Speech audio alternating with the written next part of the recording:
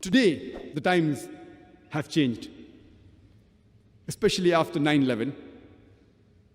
We find that the Muslims on the receiving end.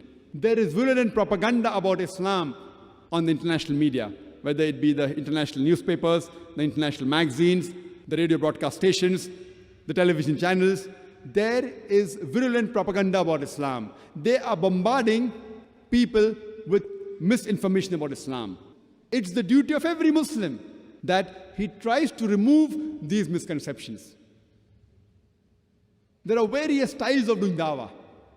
The most commonly used is that you speak 1,000 good things about Islam to a non-Muslim. Even if you speak 1,000 good points about Islam to a non-Muslim, and even if he agrees with those 1,000 points, yet at the back of his mind he'll think, you are the same Muslim who's a terrorist. You are a fundamentalist. You are the same Muslim who marry more than one woman. You are the Muslims who subjugate the woman by keeping her behind the veil. These few negative points at the back of the mind will prevent the non-Muslim from accepting the beauty of Islam.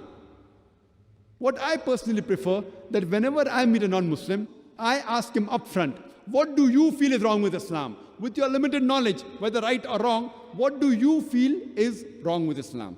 And I make him comfortable. You can ask any question on Islam, you can criticize Islam, you can attack Islam. I will try my level best to reply. And in the experience that I have of more than a decade in the field of dawah, I have come to know that there are about 20 common questions which the non-Muslims have regarding Islam. And when they ask you 3 or 4 questions, invariably it falls amongst these 20 common questions.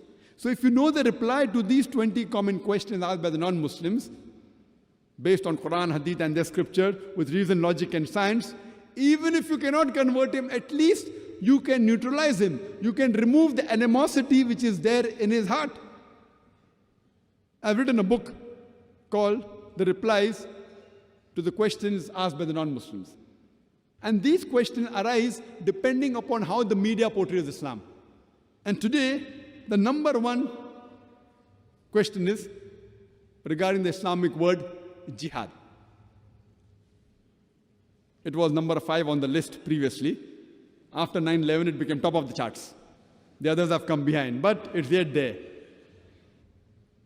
Time will not permit me to reply to all these. Inshallah, in tomorrow's talk, I will deal more with this topic about terrorists, about fundamentalists, about extremists, etc. in detail.